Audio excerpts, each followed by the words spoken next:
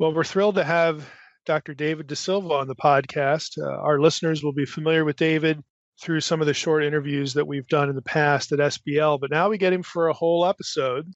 And in this case, there really couldn't be a better guest to cover our topic. We want to talk about honor and shame culture and how that relates to biblical interpretation. So, David, welcome to the Naked Bible podcast. Thank you so much, Mike. Yeah, absolutely. And to refresh the memories of our listeners, we've gotten a lot of new listeners. The podcast keeps growing. Could you give us a brief introduction as to who you are? Okay. I work as professor of New Testament and Greek at Ashland Theological Seminary. I've been there for actually 23 years. Wow. And I love writing and scholarship, and so I invest a lot of energy there. On the side, I am ordained an elder in the United Methodist Church, and I have served as an organist choir director for 33 years. I'm married. We have 3 sons and a stupid dog. And what's your dog's name? Athena, the doggess of wisdom. The doggess of wisdom. Yeah, we have one of those too. But I like to say my pug, when it stares off into space, is working on equations. But I think we know better. Hey, while we don't want to forget this, even though this is peripheral to what we're going to talk about today, but you also write fiction. Why don't you say something about that? Sure, thanks. I wrote one novel, which was published in 2015. It's called Day of Atonement, a novel of the Maccabean Revolt. And I got into that because the story of the Hellenizing reform and its aftermath, and the lengths to which some Jews went to hold on to covenant loyalty, on the one hand, I'm thinking of the martyrs, to recover the political independence that would assure the possibility of continuing to live by Torah. I'm thinking of the Maccabean army. Just was such a fabulous story. I wanted to get people into it, people that I knew would never pick up First and Second Maccabees. So, right, which is a pretty large crowd. Now, we mentioned that novel when we did our last interview at SBL, but I just wanted to bring it up again because, whether you call it historical fiction or fictionalized history, I mean that's just a good vehicle to get people into content, especially the way you described it there. Thanks. It was fun to try to bring a world to life. We're not just dealing with texts. We're dealing with feelings, motivations, pressures. What is it really like to live out these values? Actually, we get into a fair amount of honor and shame exchanges, Yep. patron-client exchanges. What does purity look like on a daily, weekly, annual basis, and stuff like that? So, yeah. Yeah, it's good stuff. Well, I want to introduce our topic in a particular way today. I'm going to read the opening paragraph of your entry in the Dictionary of New Testament Backgrounds on honor and shame. Of course, you're the author. And I'm going to read that, and then I'm going to ask you to unpack it a little bit as we begin. So you wrote, honor refers to the public acknowledgement of a person's worth, granted on the basis of how fully that individual embodies qualities and behaviors valued by the group. First century Mediterranean people were oriented from early childhood to seek honor and avoid disgrace, meaning that they would be sensitive to public recognition or reproach. Where different cultures with different values existed side by side, it became extremely important to insulate one's own group members against the desire for honor or avoidance of dishonor in the eyes of outsiders, since only by so doing could one remain wholly committed to the distinctive culture and values of the group. This struggle is particularly evident in the New Testament, as church leaders seek to affirm the honor of Christians on the basis of their adherence to Jesus, while insulating them from the disapproval they face from non-Christian Jews and Gentiles alike. That's the end of the quote. Now, David, this sounds a little bit like peer pressure to me. Can you unpack what you just heard me read, and of course it came from you, for our audience. And am I right or wrong? Peer pressure, is that too simplistic? How do we look at this? Actually, it probably is not too simplistic. It's the case, though. I mean, let's not imagine the first century Mediterranean as a giant locker room where guys are, just Snapping each behaving other like towels. behaving like junior high schoolers everywhere. But yes, we keep each other in line with the values that keep our society running well, moving predictably, and moving forward. And as I'm brought up in this environment, having the approval of my peers and my superiors is of immense importance. Being recognized as a person of worth, as a person who has value. And that value is granted largely on the basis of the degree to which I exhibit the values and practices that keep the society functioning well. So if that's peer pressure, I mean, it's a much more mature peer pressure. It's peer pressure that holds together really the most important values and practices of a given society. Now, when I first heard of this, years ago, it was in the context of missionary work, where you'd hear a missionary or someone who had considerable field experience comment on how doing certain things in line with, or either recognizing this shames a person or this honors a person, as opposed to just sort of propositionally telling them something, how that really matters in essentially how missionaries in this case were able to become acclimated to the culture, become accepted by a culture, not be perpetually perceived as an outsider, that sort of thing. So when it comes to the New Testament, I guess where I'd like to one of the things that pops into my head right away is, we tend to think of Christians in the early church, and really even now, as governing their lives completely by a set of propositions. Okay, some simple example: Mosaic law, the Torah. Okay, whatever. Which a lot of that gets carried into the New Testament and reaffirmed both in word and certainly in conduct by the early church. But this goes considerably beyond merely sort of proof texting a behavior. So can you get us into talking about how this worked, either culturally or specifically in the church? And then I'm just telegraphing where I want to go here. Ultimately, I'd like to talk a little bit about what's the relationship behaviorally for Christians. What's the role of their culture as opposed to truth they are told by an apostle, or teachings of Jesus handed down, the more propositional kinds of things? How do those things work together? But what does this look like? Give us a few examples, culturally. These are great questions, great trajectories. And not to jump the gun, because you might eventually want to talk about this, but I was interested just to hear, as you started, that you first really engaged these concepts in conversations with missionaries. Mm-hmm. Because from a different point of view, I have been astounded and actually to a large extent gratified by how much missionaries have found work in readings of scripture from the point of view of honor and shame, how this has helped them package is the wrong word, but conceive of the gospel, proclaim the gospel, embody the gospel in modern contexts that are still honor shame cultures. Mm-hmm. Because I think it was Werner Mischke in his Global Gospel. I think he was the one who was talking about how really the majority of the world's cultures out there are much more attuned to the social dynamics of honor and shame than we are. So this really helps them in their work. However, that wasn't your question.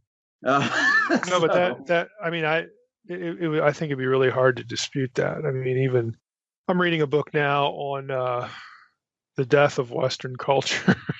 Oh, Happy well. reading. And a lot of the book is oriented around what the author refers to as tribalism. That's his, sort of rubric for how he talks about exactly what you're describing. How behavior is molded and perpetuated, and ideas are actually stifled by virtue of the tribe's response to something. It's Hmm. actually pretty interesting, but I wouldn't have any trouble believing what you just said, that most of the world thinks in these terms. But you are taking us to the ancient world, Hmm.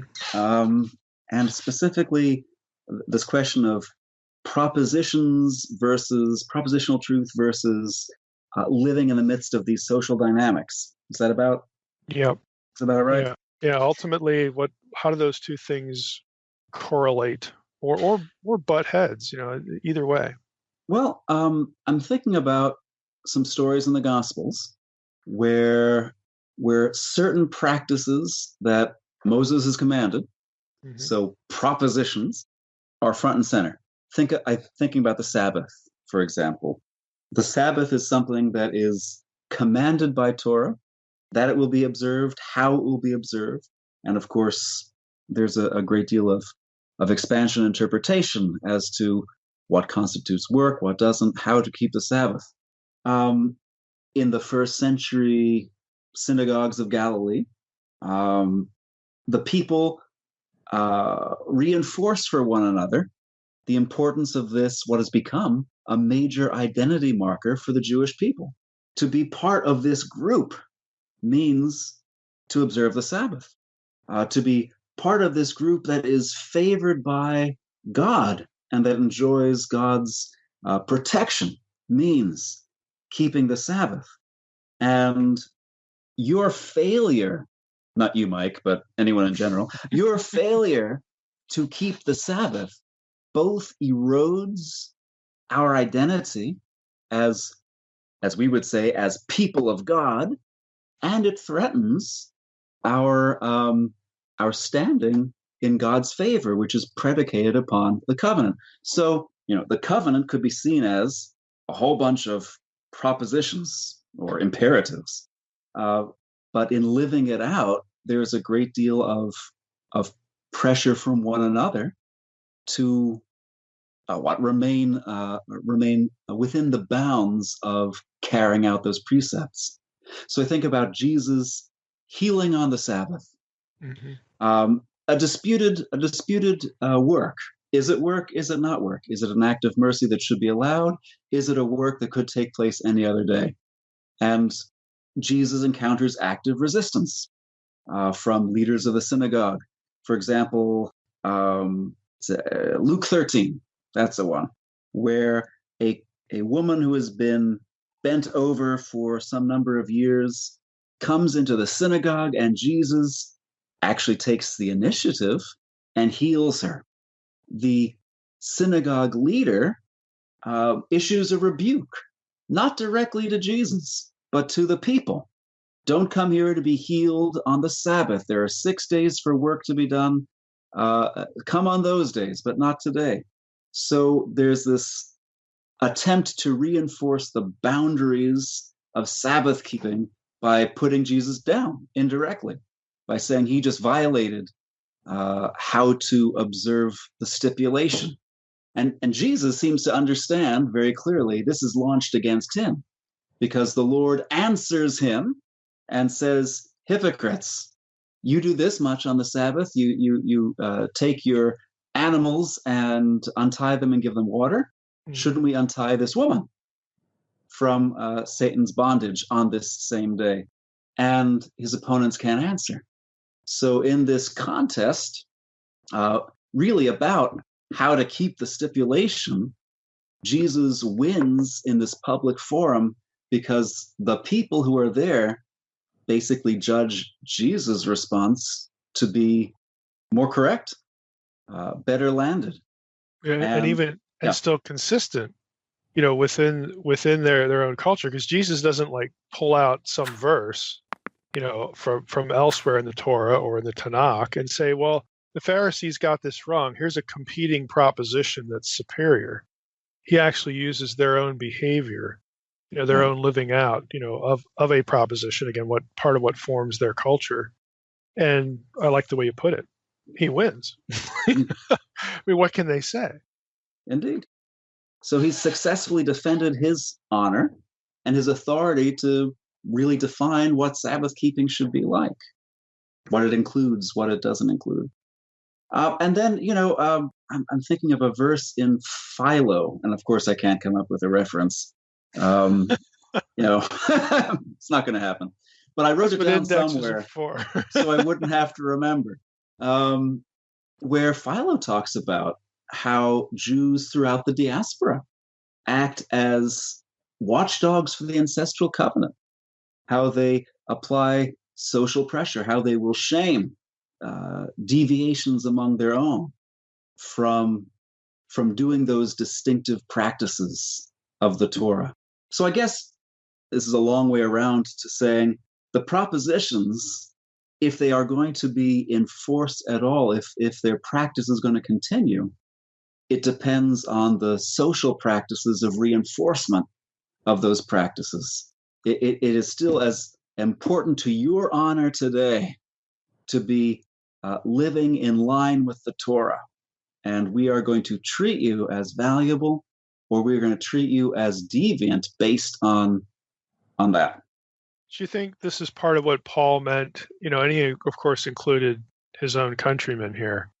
The whole idea of being all things to all men, that sort of thing. And the Jewish culture is included in that, because it's very easy for us as Christians to say, well, you go over here and you read the Pauline epistles, and Paul's like redefining, the at least, I think that's a fair word. He's redefining or repurposing, maybe reapplying in a new way, this propositional language about the covenant and different covenants, but we'll just say the covenant from the Old Testament, and including Gentiles and all of that.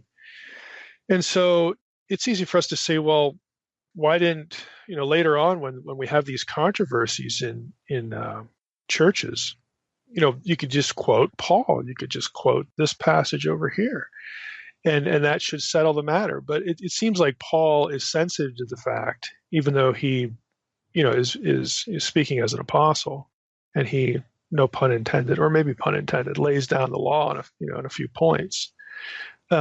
He's still sensitive to.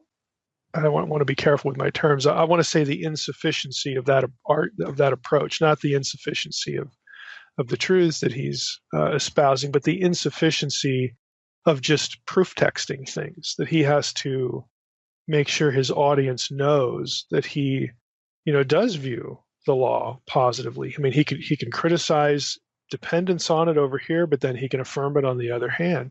Do you see Paul in that way, that he's trying to stay within, play within the sandbox, but still doing different things because of his status as the apostle to the Gentiles? Well, But does it depend on what passage you're in? let me answer it this way, and you have to understand that the Paul of Galatians is much more on my mind these days Sure. than the Paul of other letters. But I'll back up even one step further. Paul did not get a lot of support from diaspora Jews. Quite the contrary. Wherever he went, he managed to make himself pretty much unwelcome in the synagogue, persona non grata, within 3 weeks of preaching, which is right. Look for the synagogue, then look for the jail. Yeah. Impressive record of alienation. Again, in that response to Paul, we see shaming. We see the synagogue treating him as a deviant because he's trying to move the ancient boundary markers. Mm-hmm. He's threatening those values and those practices that define our identity, and in line with which we conceive of our honor or another person's lack of honor. In Galatians, Paul is really bracketing the old covenant in a way that is radical, saying that, that was exactly what God wanted Jews to do between the Exodus and the coming of Christ. And and end of story at that point. It's informative, but it's not normative at any point after the coming of Christ and the sending of the Spirit.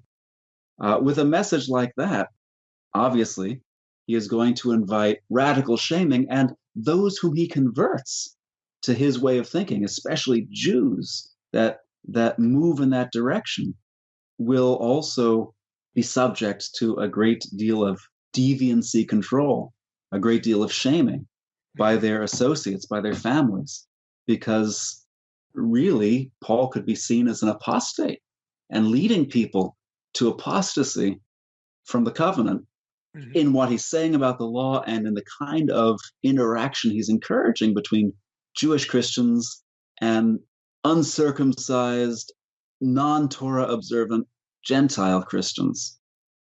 That's not the question you asked remotely, but it's what came to mind this late on a Friday. But it does, well, it sets it up. We should tell listeners that Galatians is on your mind because you just wrote a commentary. It's going to be out.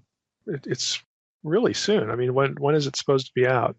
September 18th is the release date from Erdman's. Yeah. So, I mean, that's the context for David saying that the Paul of Galatians is really what's been on his mind a lot. I can identify with that. When you get entrenched in a lengthy piece of work like that, well, that you pretty much get a one-track mind. Indeed. Now, well, let's go back to that though, because in what way? I mean, how do you? And I'm gonna ask you to be thinking of scripture here, but also feel free to use your imagination a little bit. In what way do you think the Jewish community would intentionally shame Jews who had converted? And we can use the situation at Galatia as an example or as a springboard. But how did this work? What would they do?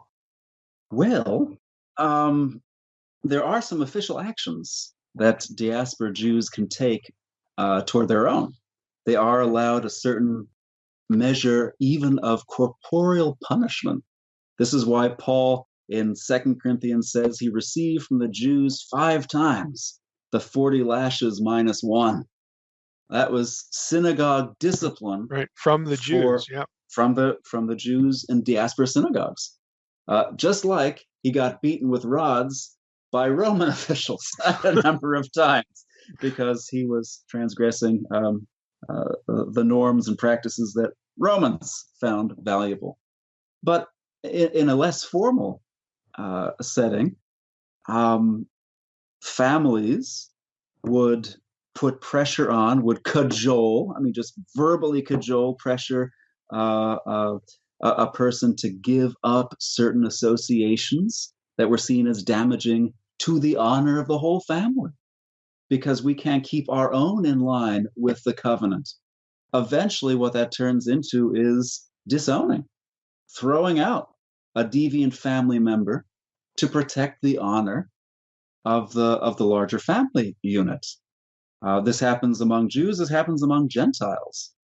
If you're not going to be fixed by us, we're just going to have to disassociate ourselves so that you don't pull our honor rating down by association. No, seriously. No, I know, but it makes me laugh because of the thumbs up and the likes and like Yelp. Oh. It's kind of, so it's our own shame honor system right there. Yeah. Just I don't know. That just popped into my head when you said that. Seems to fit to me. Like agree, Sean. Yeah. Yeah. Right. Yeah. So it's interesting that they had, here they're living in the Roman world. There's Roman law, but then both legally and culturally, they could do this. They could do these things. And that was just, again, the way things were working out, culturally. I mean, let me throw this, I don't think this will be too much of a curveball, but, we're used to this kind of hold of authority on people in a religious context, maybe from, I guess not so much nowadays, but I think of Catholicism like medieval Catholicism, where the people were convinced that to go to heaven, we have to, there are means of grace, and those means of grace are held firmly in the hand of the institutional church. And so you have these episodes, in Western Civ, in the medieval times where somebody would be excommunicated. Which was, we look at that and think, well, big deal. Like, who are you? But that was a big deal because you cannot participate in the means of grace of the church, which means you ain't going to heaven anytime soon here. And then they would have interdict where they could put whole geographical areas under excommunication. So there was a strong link to an institution here that would steer the herd, motivate behavior, would shame or basically say you have to conform, to be back in the good graces here. Do you think that the community, how much of a parallel is there to the Jewish community of the Second Temple period? I know it's not the same because of this whole means of grace thing, but the covenant is a big deal. I think we lose sight of the fact that, hey, we were sent into exile because we didn't honor the covenant. And we don't ever want that to happen again. So buck up, dude. We don't think in those terms, but everybody had that on their mind. That was still fresh. Let me just piggyback on that. We went into exile in 721 or 587 BC because we didn't keep the covenant well enough. As we look back and think about ongoing Gentile domination, and especially the things that happened to us under Antiochus IV, that's all interpreted again in almost all of the extant literature in terms of covenant infidelity on the part of especially Jerusalem elites. If we don't keep the covenant, disaster happens. If that's not enough reinforcement, we have Pompey the Great's invasion, which is a much smaller scale invasion, but still 63 BC. He comes in to settle the dispute amongst the last Hasmoneans. And when Rome comes in to help, Rome never leaves, apparently. But we have another example that, again, the literature of the period, Psalms of Solomon and others, look back on as the result of failure to keep the covenant. And it always leads to national disaster. So all of that reinforces your point to say, yes, if we desert the covenant, we are likely setting ourselves up for the continued experience of Gentile domination, of life in exile, and the failure ever to see any of those promises that we read in the prophets for restoration. Yeah. So I'm sorry. I was going to say this is important because our audience, my audience needs to realize that this was more than just being an irritant. The Jewish leadership weren't just annoyed, like, well, we're right and Paul's wrong, and we need to win a debate here. He's just kind of a blithering idiot or something like that. It wasn't. It was so much more serious than that, because like if we let this guy run around and do this stuff, we could be in huge trouble, again, with the whole being dominated in our own land. Indeed. So there isn't the same centralized authority yet that you saw in the medieval church.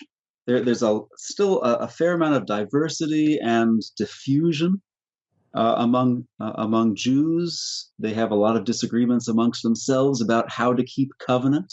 Just read the Dead Sea Scrolls, where this small circle of Jews thinks every other Jew is doing the covenant wrong, but we're going to do it right. We're going to do it so well that God will look upon us and have mercy on the nation and send them all to hell. But sons right. and daughters of darkness. Yeah. But they do agree, if you're going to just go off and not observe the Sabbath, if you're going to play fast and loose with dietary laws, if you're going to try to make us like the nations, if you're going to try to break down those boundaries that separate us from the nations, you are endangering the people as a whole. And most of us can agree with that. And most of us will put pressure on you to stop. And that's precisely Paul's mission, to break down the dividing wall of hostility from his perspective, which was the protective palisades that God put around God's precious people from the other perspective. How do you think? I mean, this is good because, in a nutshell, what you just said is, look, inviting the nations into the membership of the people of God is one thing. Because we had that in the Old Testament. There was provisions, for Gentiles living among the Israelites, and then there was, of course, conversion, or at least in theory. So inviting the nations in is one thing, but making us like the nations is quite another. Those are two related but different things, and the second one is far more dramatic. But how do you think the Jewish community, Jewish leadership, would have reacted to passages like Isaiah 66? Because again, it's easy for us to think, well, good grief, Isaiah talks about making the Gentiles priests of the Lord. Couldn't they just read that? I mean, obviously they have to believe, that Jesus was who he said he was, and that, they're sort of in this time period now, or this is the kind of thing that God is okay with because of this passage. How do you think the Jewish community would respond to some of these late passages, either exilic or post-exilic passages, that talk about not only Gentile mission, but there are a few of these kind of dramatic ideas in there. I mean, if hang on, I'm still trying to find Isaiah 66. Hang on. Let me. No, I'm just kidding. You're looking at it in the Septuagint, right? I'm cheating with English. Right. Well, I think in the tail end of Isaiah's oracles, you have the forecasting of Gentiles flocking to the worship of the one God. But you also have verses, and I can't put my finger on it the way you're able to with Isaiah, but the assurance that the uncircumcised will not. Well, I was thinking about something in the 50s, but I can't find it right now. It's somewhere in my Galatians commentary. I can't find it. Get it in Logos, and you can index that right away. Logos, what's that? I was thinking of Isaiah 66:21. Some of them, again, these Gentiles he's been talking about, I will also take for priests and for Levites, says the Lord. So on and so forth. Then you have this new heaven, new earth vision. Again, you could see Paul, and he does this a couple times. Like he'll point to those sorts of passages, and then that's a propositional argument. I'm just wondering how you think the community would respond to him, or just that whole idea. I finally found it. Isaiah 52:1. Okay. Put on your beautiful garments, O Jerusalem, the holy city, for there shall no more come into you the uncircumcised and the unclean. I think they would respond. Quote that one. Check your foreskin at the gate. I think they would respond by saying, sure, of course, we look forward to the incorporation of the Gentiles as Jews. We look forward to them proselytizing the full way, taking on the yoke of Torah, just as we hope that all Jews will take on the yoke of Torah completely. This is the future God has for us, not yours, Paul, where we all just set the Torah aside and follow some nebulous spirit who will make some Jesus take on life in us, so that it's no longer us who live, but Christ who lives in us. This is an identity we don't want, because it means leaving behind so much of the identity that we have prized and by which we have known ourselves to be honorable people or not. Yeah, so it goes right back into that. Inviting the nations in is one thing, but making us like the nations is quite another. That's going to be the point of contention.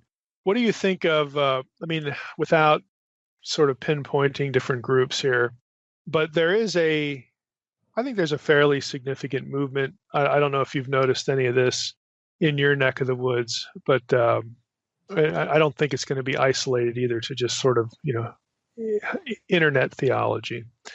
But there seems to be a serious movement that would be, again, akin to what we are sort of accustomed to calling the Judaizing element of the New Testament. Of course, that's pejorative. That's brought on by the things that Paul is saying. But there seems to be this sort of propensity among a number of believers to, yes, we accept Jesus as the Messiah, but we should be Jewish. We should observe the calendar, observe the food laws, observe Sabbath. In other words, sort of make ourselves as Jewish as possible, and yet still try to affirm Jesus as the Messiah. Do you have an opinion on any of that? I mean, and the most extreme elements that wind up dumping Jesus in the end, but without going that far. Do you have any thoughts on that? Yeah, actually, I have had some conversations with someone who was formerly a close friend around this very topic. And because I expressed my opinion, I have to use the word formally to describe him, which is quite sorrowful in retrospect. But my thought is, on the one hand, sure, it's cool to do a Passover Seder. It's cool to dig into the Old Testament heritage of Israel into which we've been grafted. But on the other hand, to begin placing any value on it that says, you will be more Christian by doing these Jewish things, seems to me to fly in the face of the direction in which Paul was going. We will all be more like Christ if we do these things together. And it wasn't training Gentiles to be more Jewish in their calendrical observances, their worship practices, or what have you. It was coming together in a common new ground. So I default to Romans, 14 or 14, where, if you do it to honor God, great. If you do it and that becomes a measure for another person's place in Christ or depth in Christ, then you've gone too far. Mm-hmm. Yeah, I mean that's basically my take. If this draws you closer to God, in your Christian walk, as opposed to dispensing, with what's new about Christianity, if you can avoid that, and this is helpful to you spiritually in some way, great. That's a wonderful thing. You and I are on the same page there. I get hit with this a lot, again, because of the internet and email and all this stuff. There's a lot of this that sort of is dropped on my doorstep, and I may have a disproportionate view of it because of that. In other words, its bigness, and it may actually be small, but there just seems to be this kind of thing going on where I've discovered something about the Old Testament and Judaism, and this unlocks some sort of special knowledge about how to be a better Christian if we do this Jewish thing.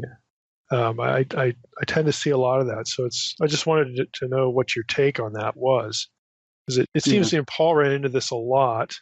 And in the context of our discussion, you could see why he would. Again, it's not something we should sort of make fun of his opponents for, because it was really serious.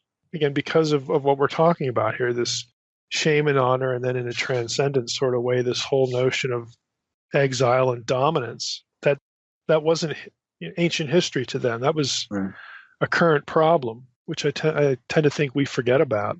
Let's go over to the area of sort of moral practice, because you have this in your DNTB article as well. You bring up the example of adultery.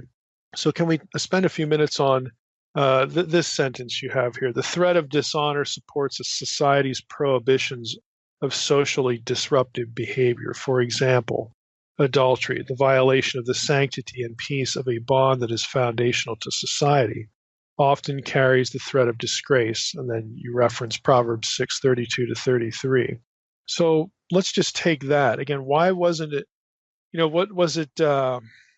Would a Jew in the 2nd century feel more apprehension about committing adultery because of the Torah or because of the environs of their culture? I mean, is that a false dichotomy, or how would you talk about that? It's an interesting way to put it. You keep referring to my DNTB article, Have you seen my book, Honor, Patronage, Kinship, and Purity?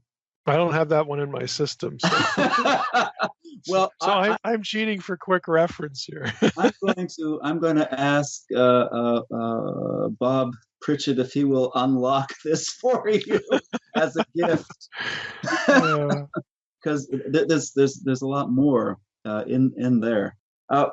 So if I am a well-formed, actually Jew or Christian, I care about God's opinion of me. I care about God's judgment, verdict, valuing of me. And so I'm not going to commit adultery because, bottom line, I want God to look upon me as an honorable client and a grateful recipient of God's favors, such that I'm not going to go out and do what is hateful to my divine benefactor. you're going to be loyal to the grace that was shown you. Exactly. Now, if I'm not so well formed, a Jew or Christian, and if, yeah, I kind of am interested in God's opinion of me, but man, she's really hot. Social pressure is going to help. It's going to step in. And if I share my thoughts about committing the act, my better formed peers are going to shame me into not. If I am so brazen and shameless as to commit the act, and it becomes known, I will be ever more deeply shamed because of it. And it will take some time to repair my honor rating, if you will, in the community. And that, even if I don't have any thought about God, my concern about being known as a person of value, my honor rating, as it were, will likely keep me moving in straight paths. Well, you just described sanctified peer pressure. There you go. Well done. That's really what Paul is after, and other the author of Hebrews is deeply interested in sanctified peer pressure. That author is addressing Christians who have really fallen significantly in their honor rating in the eyes of their non-Christian neighbors, whether those be non-Christian Jews or non-Christian Gentiles. And it's been a while, and it's wearing on them. It's wearing on them so much that some of them have stopped coming to visibly identify with this Christ cult. They've stopped gathering together. They've shrunk back, as it were. And the author of Hebrews wants to energize sanctified peer pressure.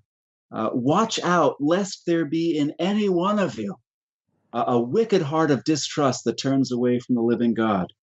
See to it, and these are the first imperative is plural, see to it, all of you, that no one of you fails to attain God's gift and stuff like that. It's just full of exhortations to keep one another on track and keep one another's eyes on the honor that the group will bestow upon them and the honor God will bestow upon them. Yeah, and that's an important reference there, just the whole corporate idea, again, sanctified peer pressure, because a lot of those passages, not only in Hebrews, but other places, sort of can be misread as a merit-based, thought system that I have to, this whole idea of earning your way to heaven, that sort of thing, when actually it's trying to reinforce your loyalty post-commitment, post-conversion, your loyalty to the grace that was shown to you and using the community as a benefit, for doing that. So yeah, that's good stuff. Now, how do you, let me, before I get to the question I wanted to ask, I want to ask something about Gentiles. So let's say you've heard Paul preach, you're a Gentile, and your community is quite different in some ways than the Jewish community, your neighbor next door. And you've both heard Paul preach. Maybe you both, let for the sake of the scenario, you both believe the message. You both believe in Jesus. Now, when Paul, you overhear some of these discussions and these debates, these conflicts that Paul is having with his community, how are you as a Gentile processing this? What do you do if your community would shame you in a different way that would conflict with the Jewish community? I mean, how do you parse this? You have access to Paul. You ask him, like, what should I do? What do you think, the thought process would be? How do they approach this if they're coming from a totally, Gentile orientation? And here we have this guy who sort of, stands in the middle of these. What do you think that conversation would be like? If I'm understanding your question correctly, I would respond this way to it. Paul does talk to Gentiles who are being shamed by their non-Christian Gentile neighbors in ways very similar to Christian Jews who are being shamed by their non-Christian Jewish neighbors. 1 Thessalonians 2 pops into my mind, where Paul talks to a predominantly Gentile Christian audience in Thessalonica. You are suffering the same thing from your compatriots as they suffered, the Judean churches suffered from the Jews. Shaming techniques that look quite similar, but are applied because of different values being violated. In the case of the Thessalonian Christians, my neighbors, let me be a Thessalonian Christian, my neighbors really are upset that I have ceased to be a pious member of the city, that suddenly I am no longer interested in paying the gods their due or showing solidarity in my family unit, in my social networks, old-fashioned social networks where there actually had to be people with each other, not this internet stuff, showing up in civil settings where the whole town is out because sacrifices are being performed to the emperor or to the city's patron deities, and we're all going to enjoy a feast together because this is one of the few times we get free meat in Thessalonica. And I've become antisocial, and I've become ironically I've become an atheist. This is a word that appears again and again in non-Christian Gentile criticisms of Christians. So they will do the same things. They will avoid my business. If I'm an artisan, I'm going to be in jeopardy of losing my livelihood. They will reproach me as they pass in the street. If I walk down a dark alley, I might get beaten up. And the whole goal is to say, fall back in line, for heaven's sake. You used to be a good, valuable, honorable member of this city. Why did you fall for this Eastern cult? And why do you listen to that charlatan who blew through here? Paul. Right. So, is that getting at what you're asking? No, that is getting at it. I mean, again, I'm hoping that listeners can see that there's a reason, other than wanting to cloister themselves, there's a reason why Christians stressed community. It wasn't just, come out from among them and be separate, separate from the world. And it wasn't just a negative formation, let's just put it that way. But Christian community was a big deal because of this shame-honor dynamic. I mean, whether you're a Gentile or a Jew, people are going to avoid your business. You're going to lose your job. You're going to be ostracized. You're going to be shunned. And so the creation and the healthy functioning of Christian community is really a more positive thing. It's to replace that which was lost, not just so that we can go off in the hills and cloister ourselves and do whatever. Which again, we tend to think of withdrawal, from life and from circumstances when we think of Christian community, at least in a number of our sort of American context. I'm thinking of like fundamentalism or something really conservative. When the reality in the New Testament was we have to have a community to help each other get through life because of these circumstances. Exactly. It's the approach, the mentality is quite different than what we sort of might be inclined to think. I'm thinking especially of what Jesus said when Peter said, "Look, we've left everything to follow you. And Jesus said, there's no one who is left behind father or mother or siblings or houses or fields that will not receive 100-fold in this life, mothers and siblings and houses and fields, and in the life to come, eternal life, because we become family to one another. We, by virtue of having come together around Jesus and having been, in Pauline language, adopted by God into his household, we take on the responsibilities and we enjoy the benefits of one another as family. And just to get back to honor and shame, our interactions with one another, first, our relationships with one another and our investments in one another have to be stronger than our relationships with and investments in those who are not Christians, so that our social reinforcement will be more forcefully felt.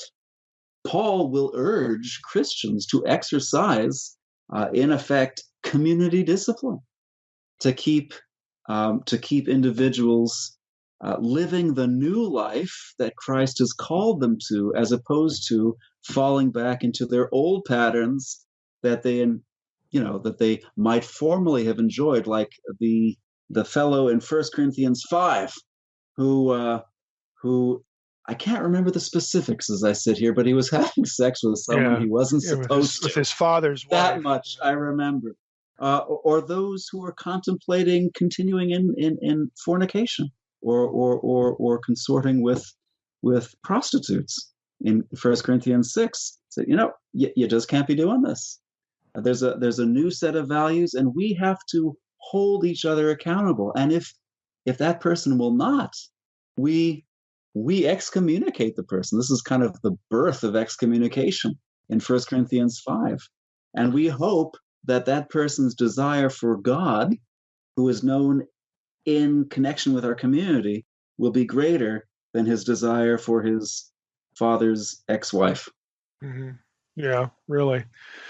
Last question before I want to give you a chance again to talk about any of your books that you want to just describe. And I do have one question in the Galatians commentary, but last question as far as the subject matter. If you were shamed, if you lost honor, how would it be regained? I mean, you hinted at this in what you just said with 1 Corinthians 5. The issue there is repentance. Your expulsion is ultimately aimed at restoration. But if you can widen that a little bit, you're a believer. You've been shamed. How do you regain your honor? If you wish to continue as a believer, you regain it by repenting, by going through the process of restoration of the community. It's not so well spelled out in the first century, but it actually becomes quite developed in the second and third centuries. And it's really, in its conceptualization, a very positive process specifically to restore honor and value to the person who has turned away from those sinful practices. There's another side to that, of course. At any point, I can also regain my honor in the eyes of the non-Christian world by repenting. And find my way back into the good graces and respect of my peers, because I put aside these foreign, these atheistic commitments. Yeah, ultimately, it's which honor community, which honor do you esteem more? Exactly right. Yeah. That obviously, I think we can all, sense that would have been a real struggle, for many people, both now and of course in antiquity. What were some of the steps, just real quickly, in the second and third century? Because I know they had a big problem, like even with the Nicene Creed. There are parts of that deal with people who have lapsed. Okay, and what to do. But what are some of the steps? I got to be honest. This late on a Friday afternoon, where I am, I don't have them. I know there was preparation of fasting and repentance, especially during the pre-Easter season, and a public restoration, welcoming back into the community and to the Lord's table at the Easter Vigil service, which gave birth to our practices of Lent from Ash Wednesday to Easter. But more than that, I cannot say. Well, that's a good one, though. That's a pretty concrete example. What we're going to do is, for sure, I'm going to give Trey the links to your Honor, Patronage, Kinship, and Purity book so that people can find that real easily, and the Galatians commentary. In regard to the Galatians commentary, how would you describe this? Do you need facility with Greek to benefit from this commentary? Someone without Greek, can they get a lot out of it still? How would you describe it? I think the latter, the New International Commentary on the New Testament, and Joel Green, the current editor, is really quite good and adamant about this, is meant to serve pastors, not necessarily scholars. Mm-hmm. So especially the main running text is it's got to be accessible, or else Joel just isn't going to have it. The footnotes, just to be honest, could be another story, but that's okay. It has a ton that those who have no facility in Greek will be able to grasp, and every writer for the series is careful to explain grammatical terms and what have you, and at least lay out clearly what the differences are in English, so that it can be readily grasped. Good. Well, we'll be sure to put a link to that on the episode page. Is there anything else you'd like to tell us about that either you've put out in the past or is coming in the near future? If I might, I am very excited about the Apocrypha. I think that cultural backgrounds are great: honor, patronage, reciprocity. Textual backgrounds that are right at our fingertips are great. And the Apocrypha is just the best collection of Second Temple Jewish literature that our readers, that your listeners can easily find and read. And the second edition of my textbook, Introducing the Apocrypha, just came out earlier this year with Baker. I'm very happy that they gave me the opportunity to revise, update this volume. And in about a month, the second edition of my Introduction to the New Testament will come out with InterVarsity Press. And again, it's a major investment that a press makes to create a second edition. And I'm grateful for the chance to update, to correct a bunch of things.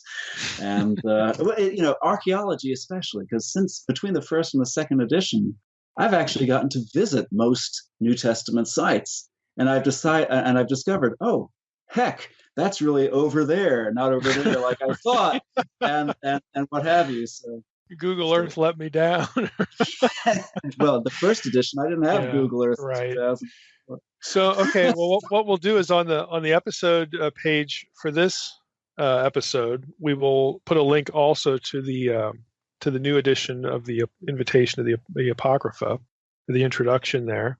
And when the New Testament new edition drops, shoot me an email about that. I mean, I may see it in the catalog. I saw the Apocrypha one in the Baker catalog recently, but shoot me an email about that so we can put something on the blog about it. Excellent. Thank you so much, Mike. Yeah, well, thank you for spending part of your Friday with us. A great pleasure.